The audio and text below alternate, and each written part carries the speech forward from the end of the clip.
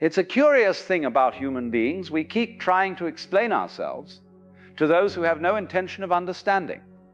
Not because they don't want to hear us, but because they can't.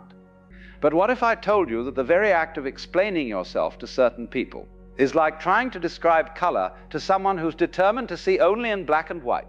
We've been taught that communication is the answer to everything, that if we could just find the right words, the perfect explanation, then surely people would understand. How much of your life have you wasted trying to convince people who were never going to be convinced?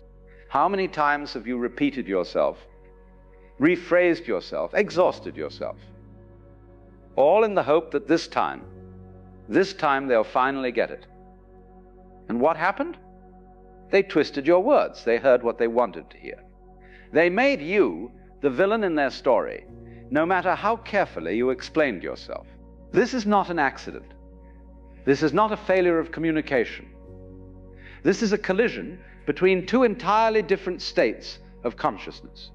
I'm talking about people who are living in a kind of trance, a self-created prison of beliefs and illusions, so solid that nothing you say can penetrate it. And the reason nothing penetrates is because they're not interested in truth. They're interested in being right.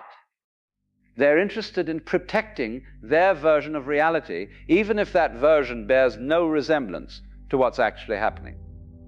The moment you realize this, everything changes, because you stop taking it personally. You stop thinking there's something wrong with your words.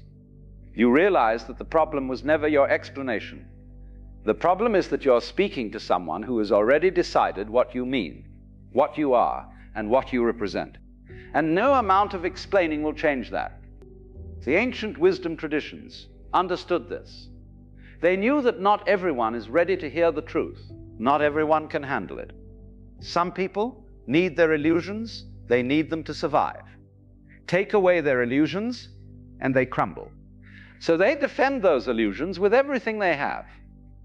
They'll twist your words, attack your character, and if you're still trying to explain yourself to them, you're actually helping them maintain the illusion. Because every time you engage, you give them something to resist. But you don't have to play that game anymore. You can step back. You can be quiet. You can let them have their version of reality without feeling the need to correct it. This is not indifference. This is wisdom. This is understanding that some battles are not yours to fight. Let them go, not with anger or resentment, but with compassion. Let them have their illusion. Let them believe whatever they need to believe, and trust that if they're meant to wake up, they will. But it won't be because you convinced them. It will be because life itself taught them.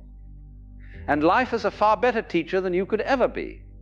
Stop explaining yourself to people trapped in illusion, not because you're giving up on them, not because you don't care, but because you finally understand that some people aren't ready to see, and that's okay. Let them have their blindness. Let them have their confusion. Let them have their version of you.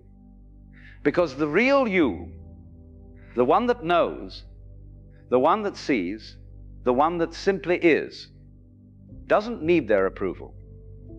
Your peace is more valuable than their understanding. Your energy is more precious than their acceptance. Your truth is more important than their opinion. Remember that. Hold on to that. And the next time you feel that familiar urge to explain, to defend, to justify, just stop. Be still. Be quiet. Be free. Because silence, my friend, is not the absence of communication. It's the presence of wisdom. And wisdom knows when to speak and when to simply let things be.